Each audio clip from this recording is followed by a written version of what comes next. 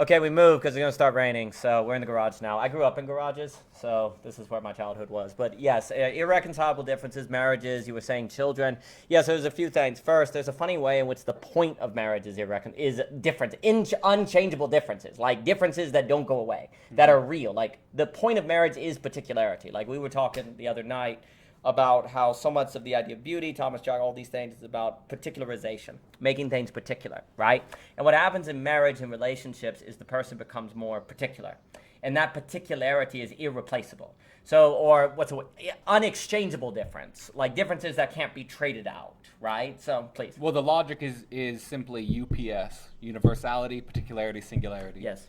So, like, just that movement, understanding that movement is like moving us from like a universality or a substance without subject, yes, to a substance with subject is universality. We all come from the same substance, let's say. We all come from the same evolutionary process or whatever. And then the particularity is sort of bringing us to something which is singular, which is unique. And then you have, like, probably what's emerged after Hegel is the society of singularities. Mm-hmm. And so a lot of what we're struggling with we were talking about the social noumena. Yes. Is how do we deal with the society of singularities? Yes, that's it. And so, like, there is a way in which this logic does, whether or not people know it or whether or not people study it, this logic is, as it were, in the social unconscious, I think, and it's brought us to a certain problem.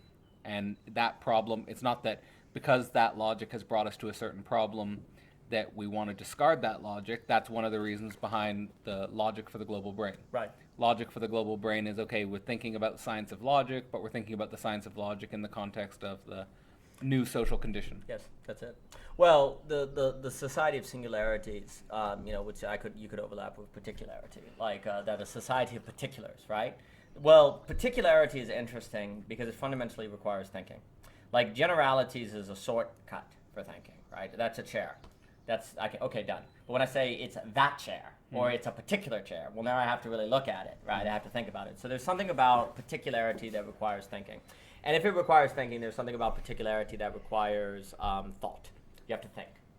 Now, what's so interesting is when you bring this together with, and then, of course, if actually marriage is tied to making someone particular. There's something about a society of singularities that's kind of tied to a social marriage relationship, like universalizing the marriage relationship, and that's odd. So I just want to say, I think something here, and like we'll stay with the UPS. Yeah. Universality, particularity, singularity. I want to articulate what I think some people have trouble with in, let's say, moving from, let's say, attraction to dating to marriage. Yeah.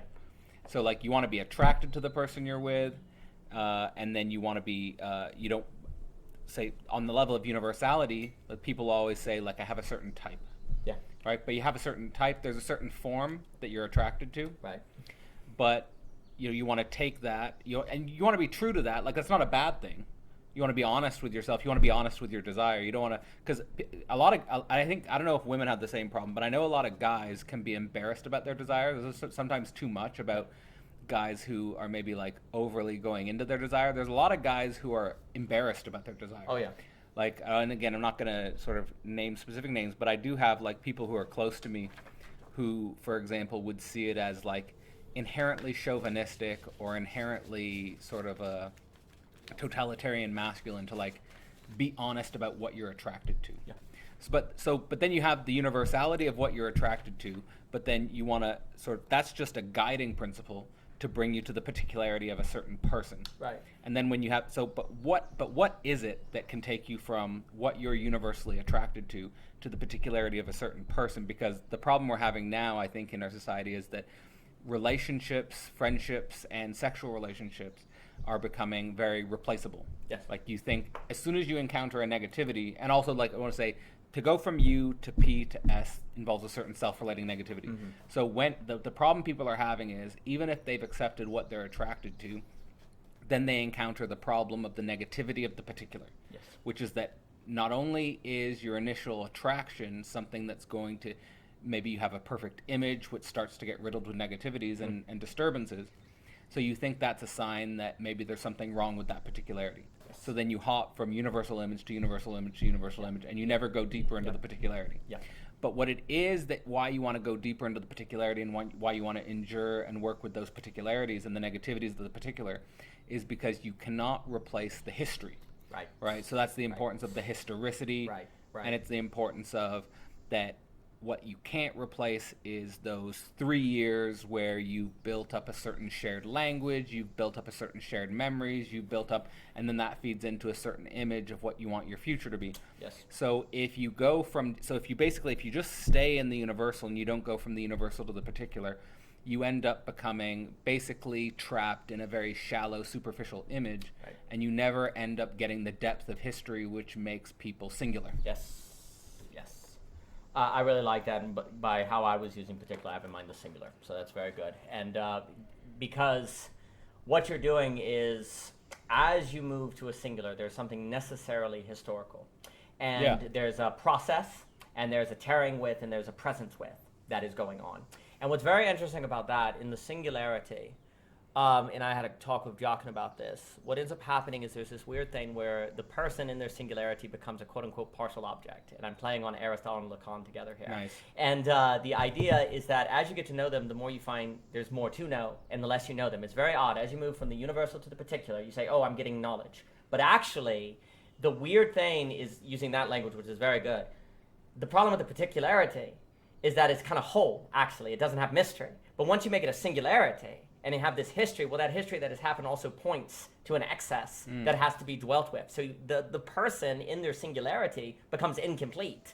But that incompleteness is, sometimes I'll put the I in parentheses, right? Where it's as much of the now as it can be now, but also you can't just in the immediacy get the history. The history is in there. It's appearing, but you have to relate to it. And you have to dwell with it, and then it's unfolding in the future that is so conditioned and determined by the past. But that determination shifts based on the relation and the ideas and the thoughts that are brought to it. You're literally changing the past every moment.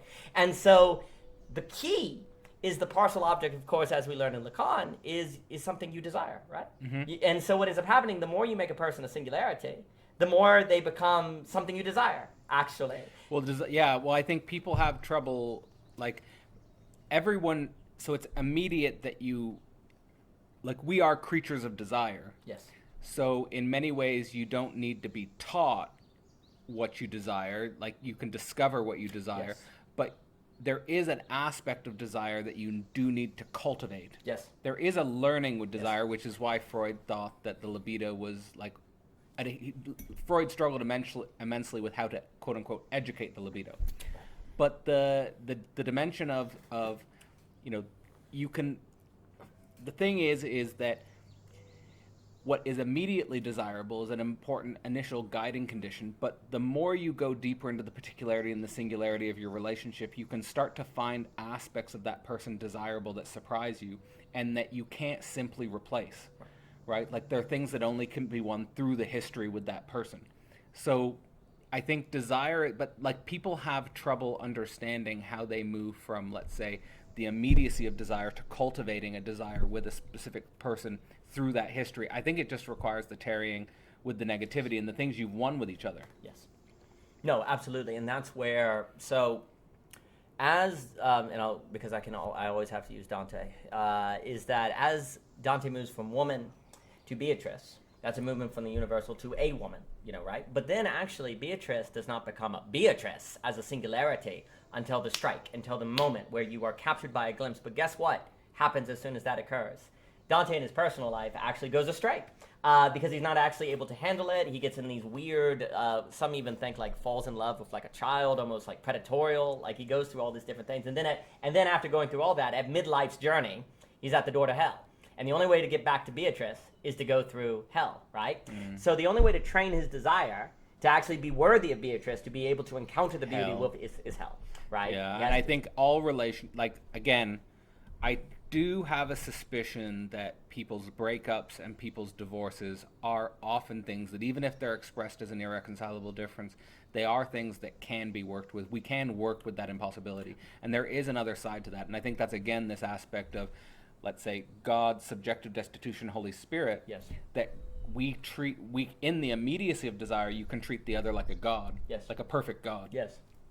and you could even develop a self-enclosure with that person. Yes. But then every relationship will encounter that subjective destitution where you think, I could lose this person. Yes.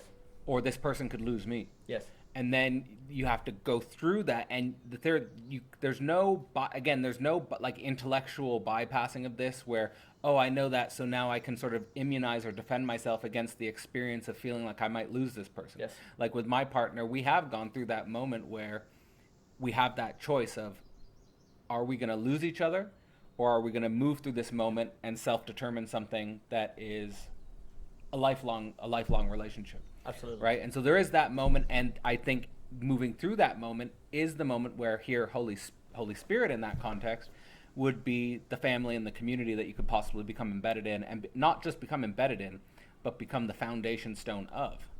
Oh, right? Yeah. No, well, for me, on the so here's the storm. So in Virginia, we have these these lovely storms. But is that there's a difference between saying, okay, this is dangerous, the person is abusing me. So the phrase irreconcilable difference is interesting because there's a certain completeness in it. Like there are such things as differences that cannot be reconciled, right? Well, that's a kind of metaphysical claim, as well. That's a claim of the nature of things. And I think there's differences between saying I'm in danger, like this person can hurt me or something, but you're not actually saying it's an irreconcilable difference. You're saying there's a danger here, there's a threat, right? So if we want to isolate the use of the phrase irreconcilable difference, where we're talking about personality differences or just like we don't get along, right? The question is then this, once we bracket out violence. And that could include psychological manipulation. There are different things that could go with. But when we're talking irreconcilable difference, if that term has meaning, it would have to suggest some sort of personal characteristic difference that cannot live together. It just simply cannot find fittedness together. It certainly is likely the case. I think sometimes people, like, you can get the appearance of an irreconcilable difference, which in its immediacy is a real irreconcilable difference, but it's hard to make the determination, is this only an irreconcilable difference in its immediacy? Yes. Or if we work with this impossibility, could it become something that then becomes a difference that we can learn to live with and even learn to love? Yes. Haven, sit here and talk about do you believe that there's such things as differences that cannot be reconciled between people? I'm going to close Reconcile this. mean? That means get along. Is there such thing as people that can never get along no matter what? Well, I guess there is that theory of exact doubles in the world. So it's hard to believe that there's also a possibility of people who agree on the exact same thing, like everything, agree on the exact same everything. Yeah. So then why would it be different for disagreeing on everything? Why can there be, I don't think there's anything that everyone can disagree on, and I don't think that there's ever things everyone can agree on. Come on. There's a kind of, every human is different, okay? And there's different problems and stuff, so different people react to different problems differently. So it's hard to find two exact people who think everything the same way. So is it finding that middle space? I guess there's a lot of things that multiple people agree on. Like, I agree that I'm about to drop this coffee on the floor.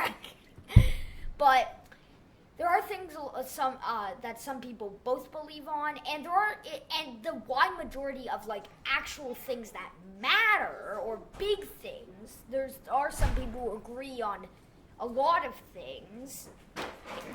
So, in a relationship, should you build it on a shared foundation of commonality, or should you build it on a shared foundation of mediating differences? Mediating differences. If you're trying to get a relationship by just thinking the same thing, well, it's boring. It's boring. So then where's the line between differences that can be worked with and differences which cause a separation? Well, differences that cause a separation are mainly big ones. You're not going to divorce over if waffles are good with either if you want waffles or yogurt. No, I'm talking about waffles with butter and syrup, or waffles with only butter or waffles with only syrup. If you guys don't agree on that, well, what does Not it a big matter? deal.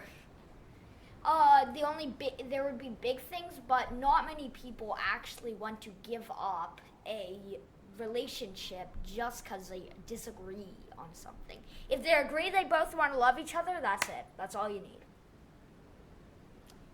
So all you need is love. Pretty much. I mean, It's not too complex. It's not too complex. I mean, Here's a question. sex things. What is love?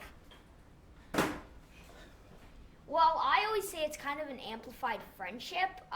In the term Like marriage. In the term of relationship, marriage is an amplified friendship.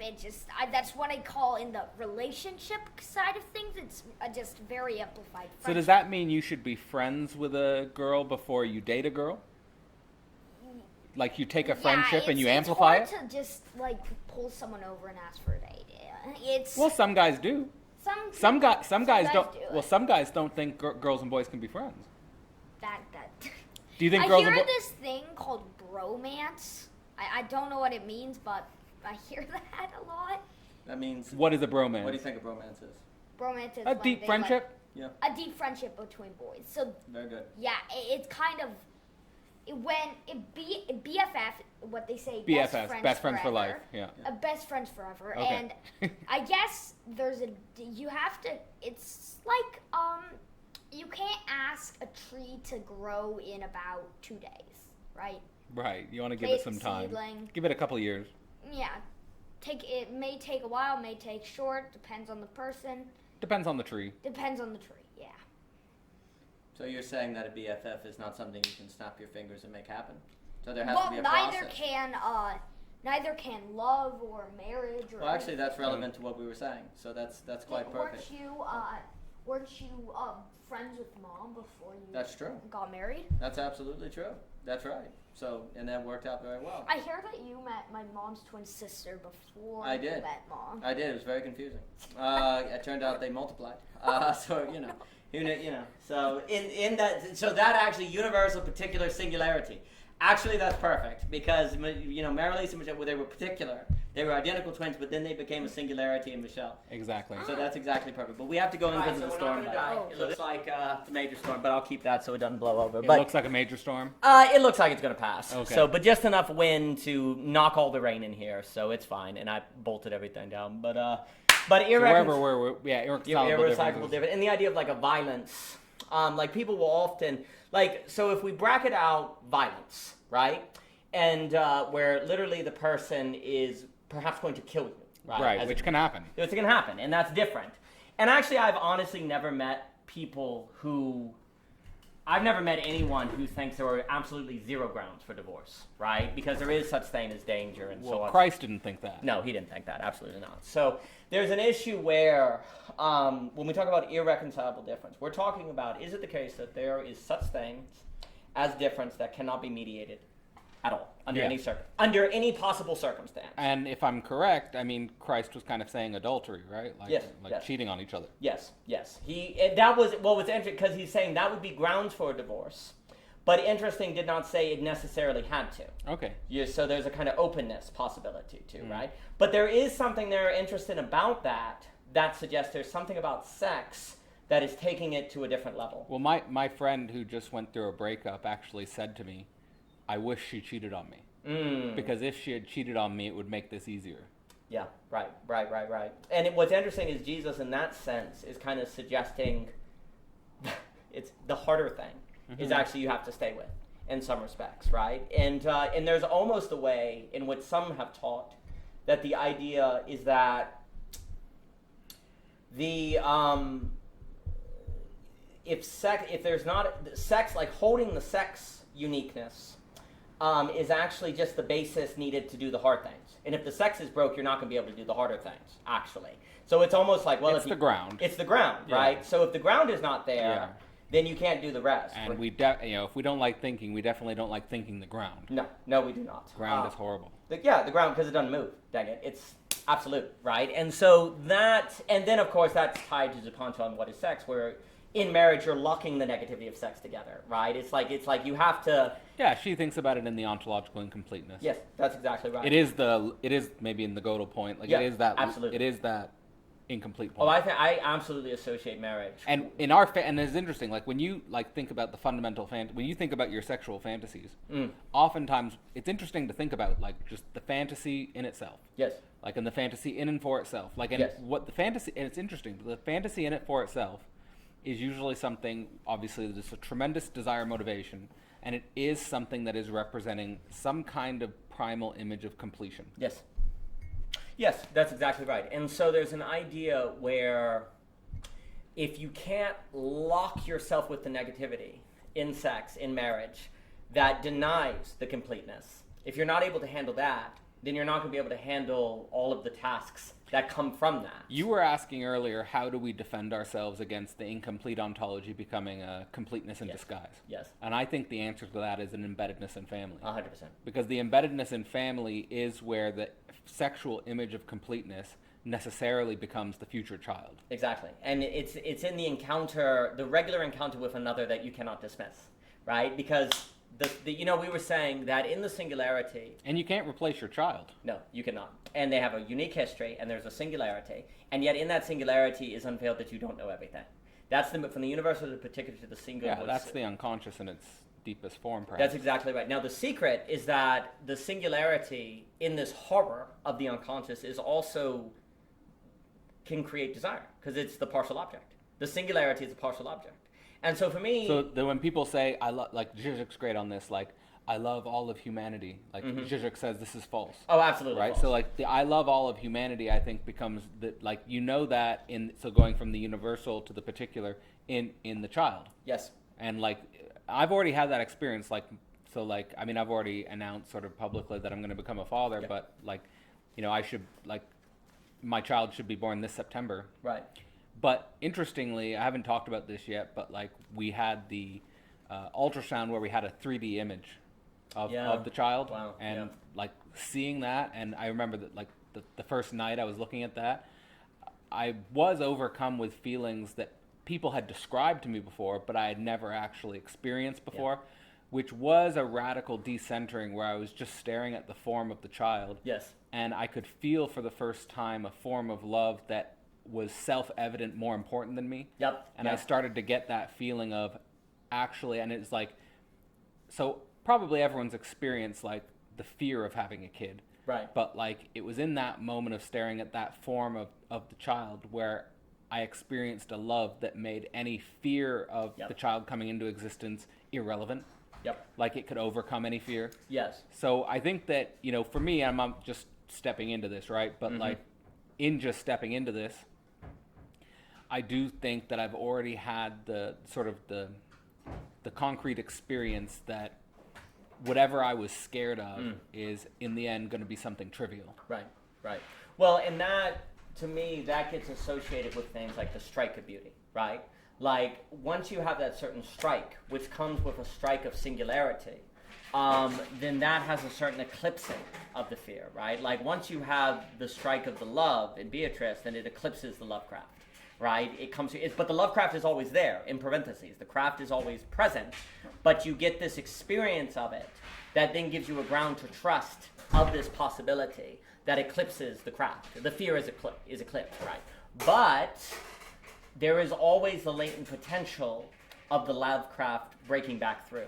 And this is where it never is eradicated. And that's the skillfulness that's needed. So with that, and in psychoanalytic terms, there is this way in which you have Paul newborn. Yep. And just being around Paul. Yep. You just see concretely the way in which we come into our body.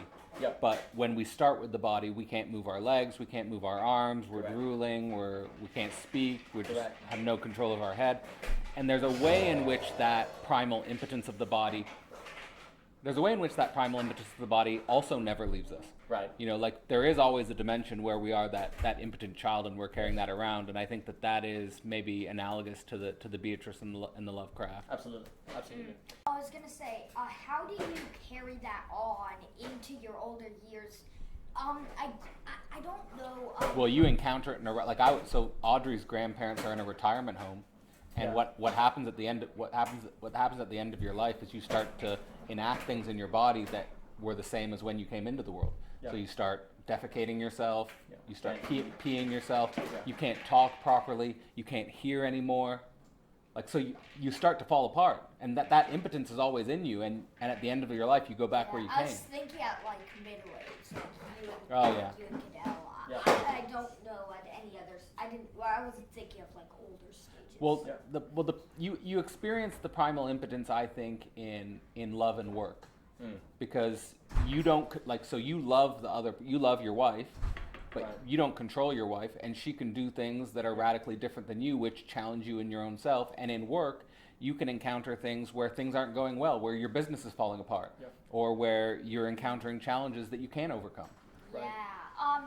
On the subject of getting older, I'm thinking to this time in one of the books I read. It's called The King Chronicles. Essentially, they stop by this place called Sunny Acres Nursing Home, and it was one of the places in the house in the River of Night. It was originally the House of Rest, and essentially it had gods in it that were not remembered anymore. They weren't being worshipped or anything, and then they were kind of falling apart. I see. They were acting weird, and even Raw came in there. They had to find him. That was the whole reason they were even there. So it's interesting how you're on Raw falling. It's Raw became so strong. When you get older, you become stronger, but then more older, you fall apart. Yeah, you become a child to midlife, you're stronger, and then you go down. That's exactly right. And then you could argue that as you ascend, because you have this feeling of getting stronger, you're more positioned to deny or to be in denial of the decline. Right. And you never prepare for the decline. Yeah. Because you were ascending, so you never thought to prepare for it. The true moment of shame is when you say weasel cookie. Weasel cookie? Tuaphosis. You know, the snake of chaos. That's when it's over? Yeah, you say weasel cookie. And then it's over. No, but the point is that there is a certain sort of negativity, a certain sort of decline that you have to think and prepare for, but everything in the brain wants to ignore that. You don't want to think that. You don't want to plan. A lot of the times people's careers have an unconscious immortality project. Yeah. People think, they don't, if you ask them, they'd say no, but on the level of the unconscious, they're trying to kind of immortalize themselves, whether it's in sports or whether it's in music or whether it's in, and you're reading a lot of mythology, right? Yeah. In this mythology, the gods are at war with each other. Right. Yes, in some of the books, in the Heroes of Olympus, because the Greeks and Romans are fighting, and in that it causes the gods to split apart into both the forms, and they kind of fight each other in the same form. Yeah, that's right. And you see, that can be what adulthood is like. Yeah. It can be. So your kids start fighting, and suddenly you just rip apart. Let's just think about sports. You have these big, powerful men, right? And everyone's watching them because these men are more powerful than everyone else. And these men are just constantly at war with each other, right? Ripping each other apart, and sometimes you're victorious, sometimes you fall apart. Yeah, but it's the gods at war. Yeah, it's the reason neither of them could win, the Greeks and the Romans, is because Nike, the god of victory, he was split, and thus she was fighting one side for the Greeks, one side for the Romans. Interesting. And so that was the part of the prophecy that said victory runs rampant on Olympia. So it was hard for either of the sides to make peace with each other because victory was trying to make them angry at each other. So that's very interesting because imagine, we'll talk about the split subject and this idea. Imagine that life is actually that Nike is always split, right? And so there's no way to get a final victory, right? You Nike and Victoria. Right. So the human subject is constituted in a sense by a split subject. No, I got it. A split subject, a split Nike. And you see, as you have a split Nike, you can then go through your life thinking, well, the name of the game is to make a whole Nike. And that would be the kind of immortality project. Yeah. But actually, you're fighting a war for immortality that you can never win. And the name of the game is to reconcile you with the fact that you can't have immortality, that you can't have, and here's the key. If you knew that under no circumstance Nike could come together, maybe you'd stop fighting. Because what's the point? There's a universal, there's a particular and a singular. Okay, the universal, we could say, is chair. Okay? The particular is a chair. Okay? The singular is that chair. Okay? Let's put it that way. So, you have, and as you move to that chair, it's more like Nike splits, actually. Wow. And so you get to the point where to relate to that chair or a singularity, then you have to come to terms with the fact that Nike will never come together. You will always have a certain split, a certain incompleteness. The only way that they were even able to make peace was because they had to trap Nike in a celestial bronze net. Uh-huh. And then one of the Roman praetors had to deliver the Athena Parthenios to the Greeks to make peace, all while there was a war going on, and then a bigger war going on. Interesting. Well, imagine that the human condition is one where it's actually reconciling yourself in singularity to the fact that Nike doesn't come together. But here's the issue.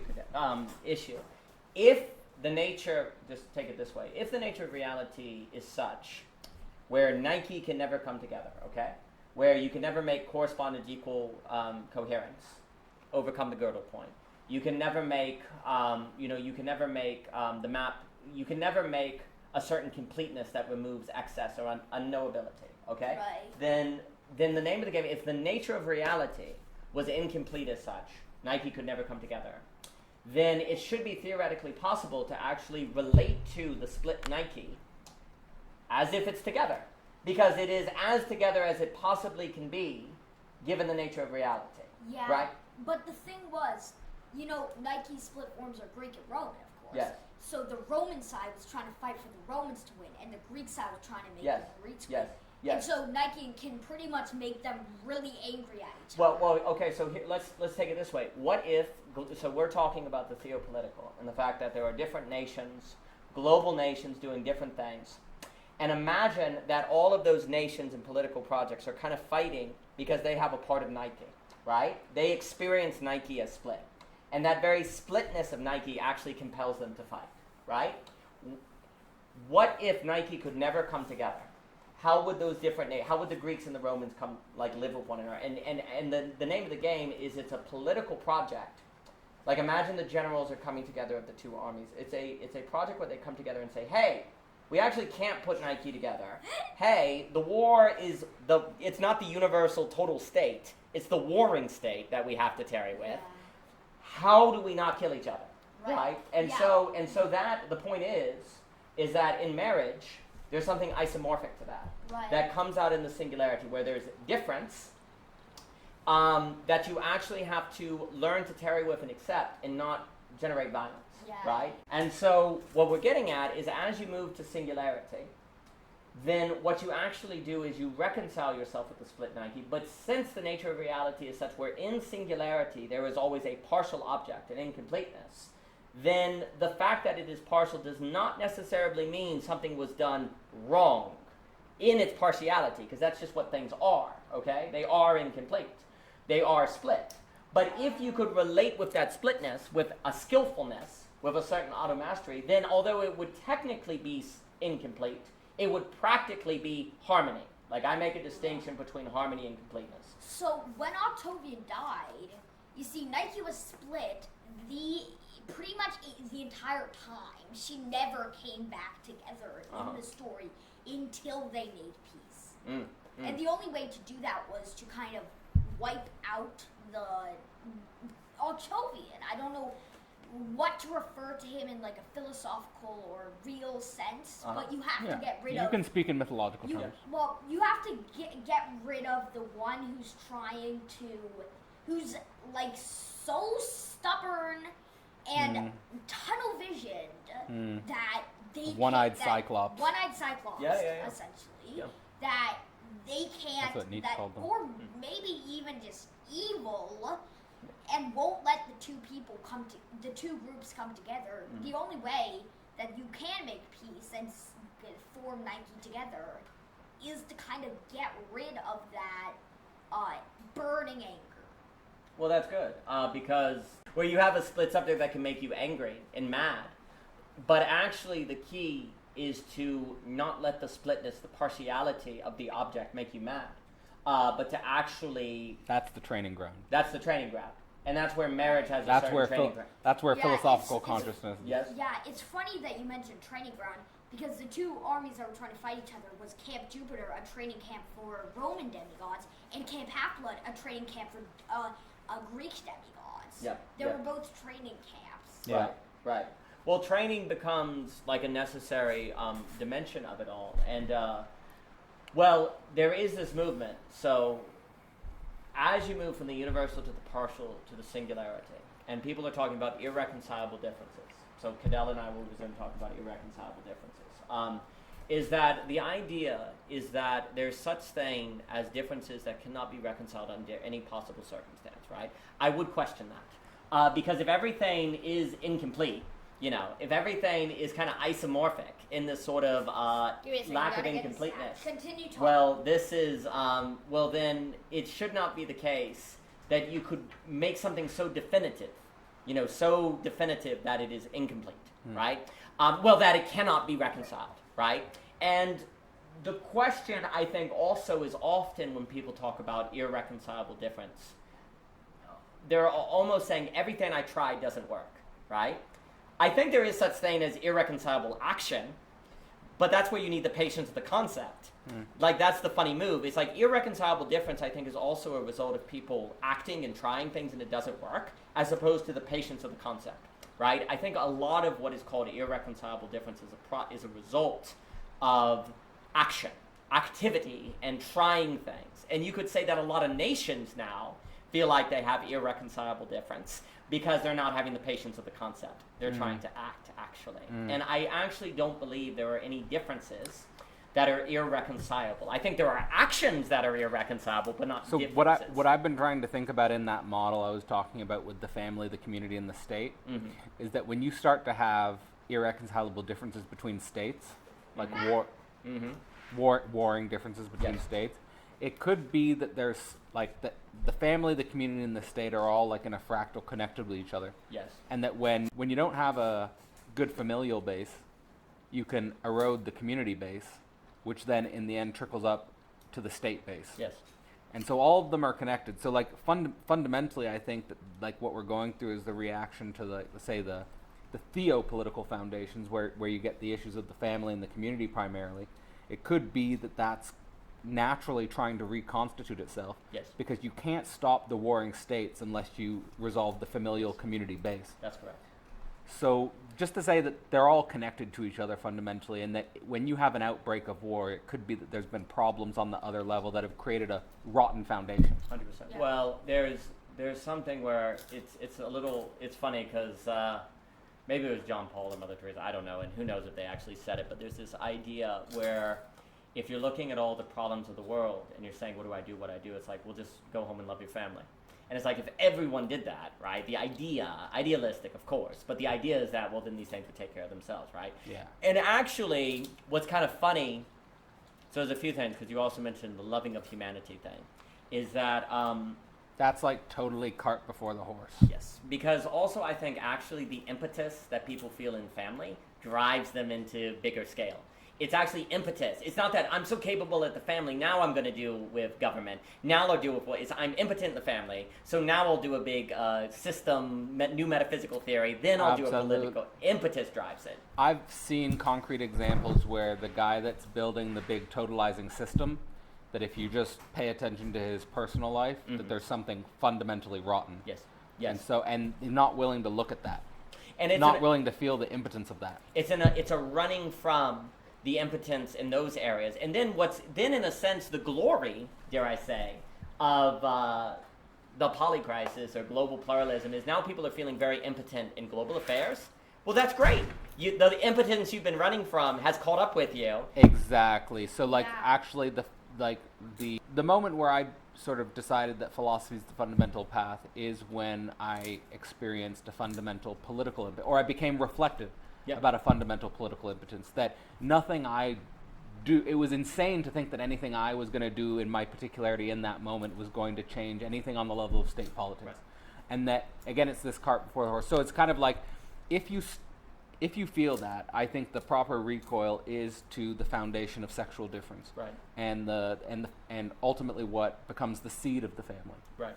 If you start with that and you build up, and to me that's the problem with all emancipatory politics. Yes. That what I see in emancipatory politics is because they bypass the family, and because they bypass the community, and because they're so focused on the state, that they're never going to make any change on the level of state, and you get these ridiculous conversations Yes. where they're talking about things on the level of the state, Yes. but it's never going to do anything, it's never going to change anything. Correct. Because the foundation of Yes. their life is rotten. That's correct. That's correct. Well, that's what stressing the family is very, very important. I was gonna say, you say like you have to become impotent in Yes. your family Yes. again Yeah.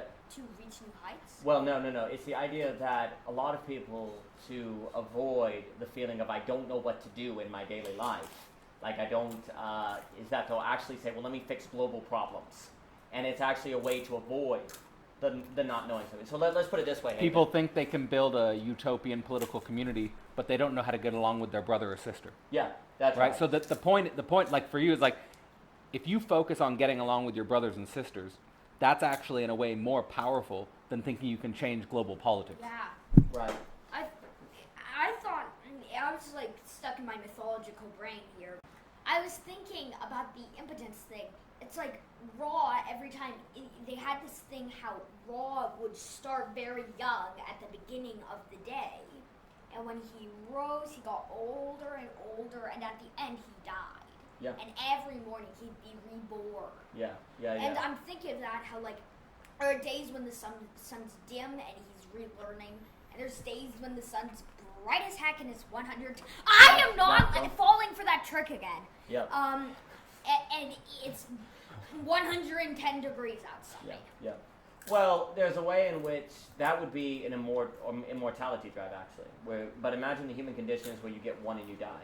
And what can happen is that people, as they're feeling impotent and as they're feeling their death, which can actually be brought out in the familiar relationship, you then say, well, I'm gonna end all war, or I'm going to end some sort of social culture issue. And what you're doing is running from your impotence. And so what ends up happening is that can be isomorphic, I think, to when we're talking about the love of humanity and love of individuals, because like one of the best parts of Dostoevsky is in The Brothers Karamazov, there's this idea where the character comes to Father Zosima and he says, Father Zosima, forgive me, I have sinned.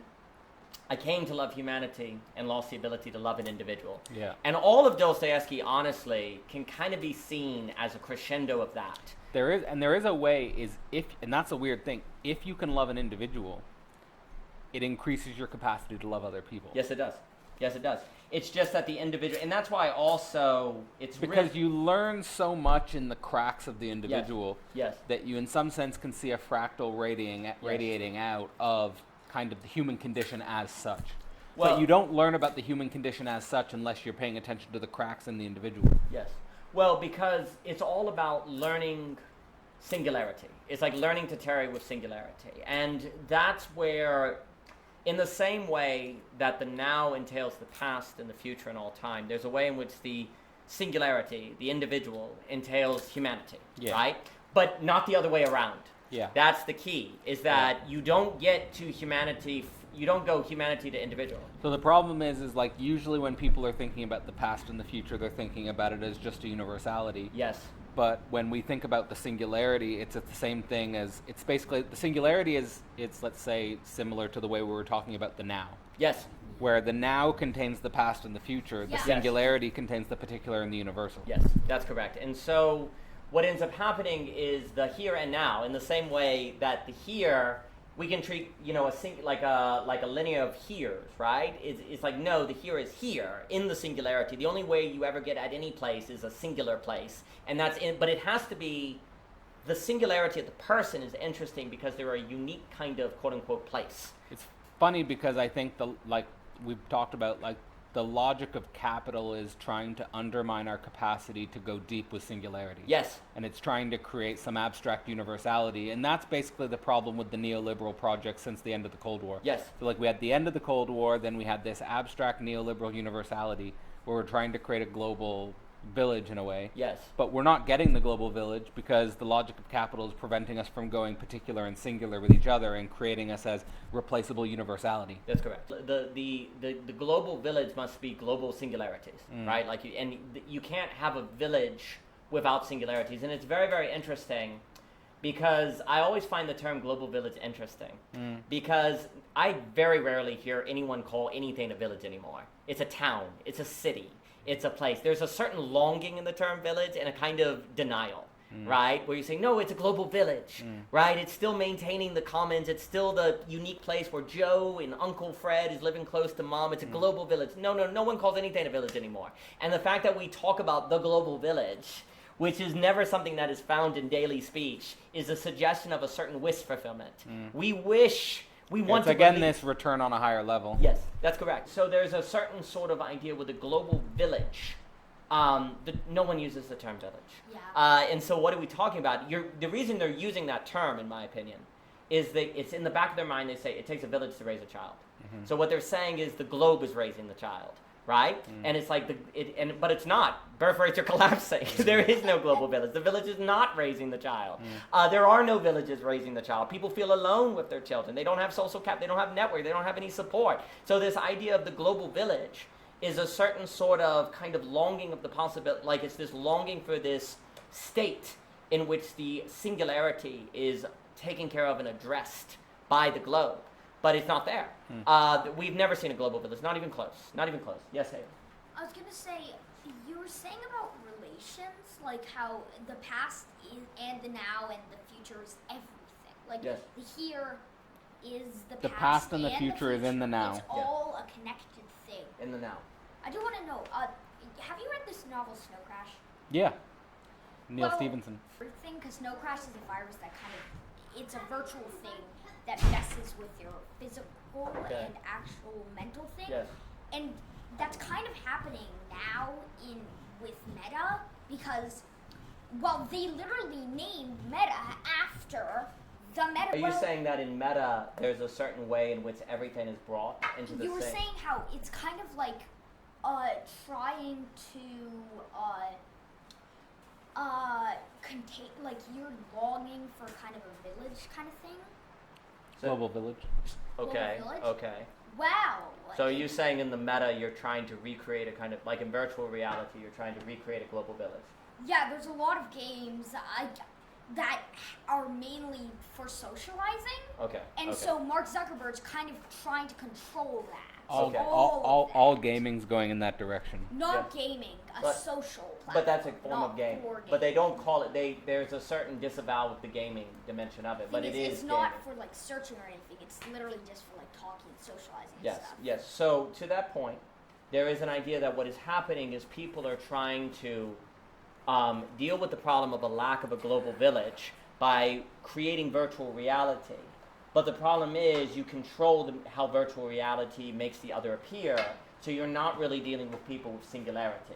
What you're trying to do is create, in a way, you're keeping it in the particular, perhaps, but you're not moving to the singularity. That's what virtual reality in a lot of these digital spaces can do. But that would mean it's a certain sort of distraction from the question of dealing with people in their singularity, in their uniqueness, Yeah, in their that's rabble. why I prefer open source software. Please. Well, there you please go. stop buying these expensive stuff. I just like those little free little online courses that people do that are free.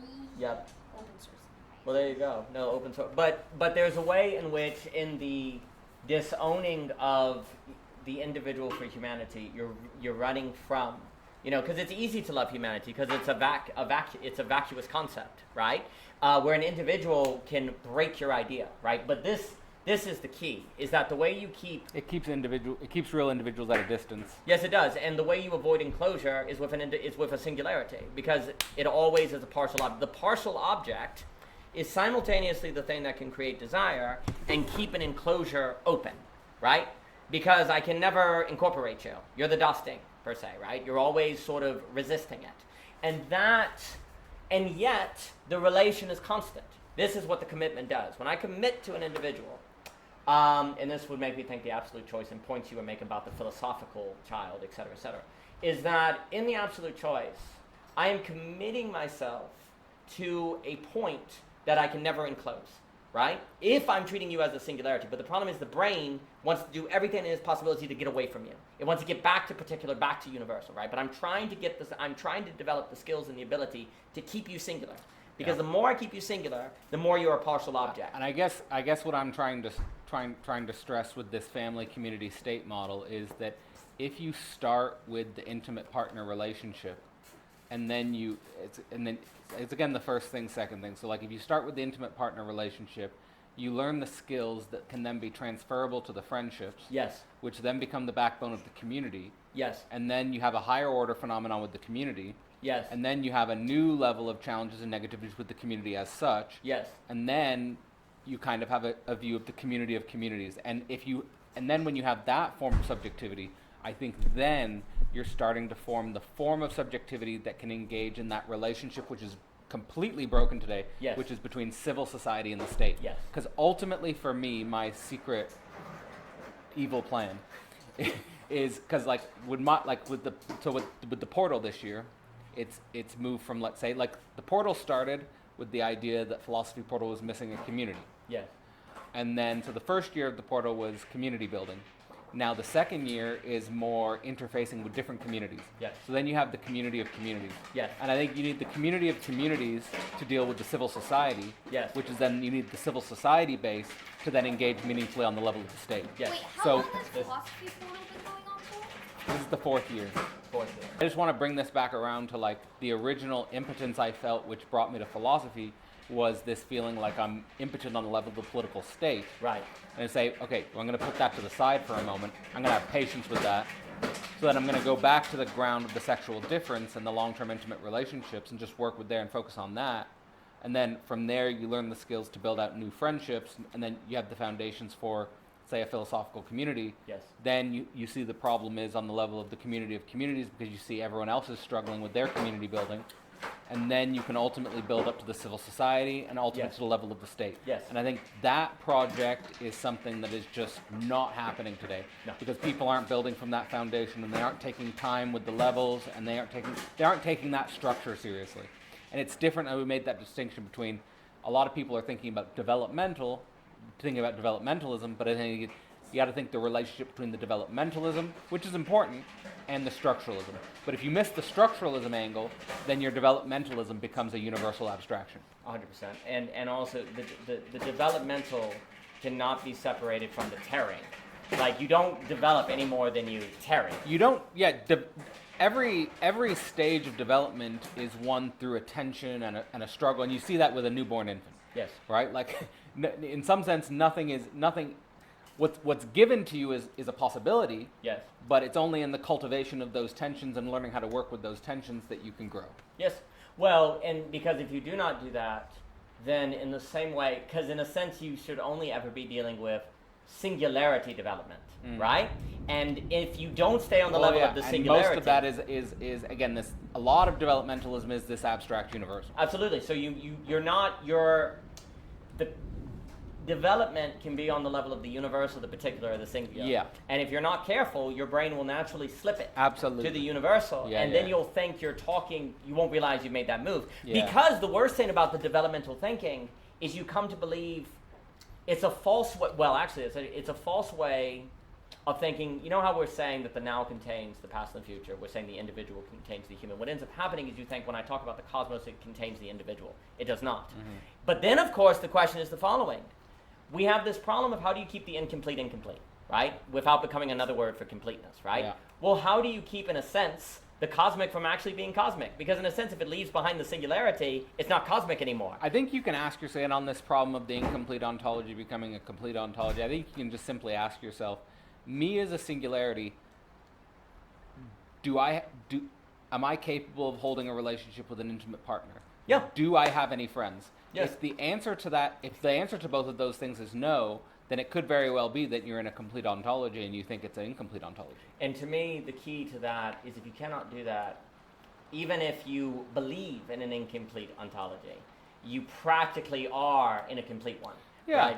And you see the key. There's all these performative contradictions. That's the key. And I think what we learn in Hegel is, we tend to claim that well, this is technically true, and it's technically true, but practically, and we tend to kind of degrade the practical in favor of the technical.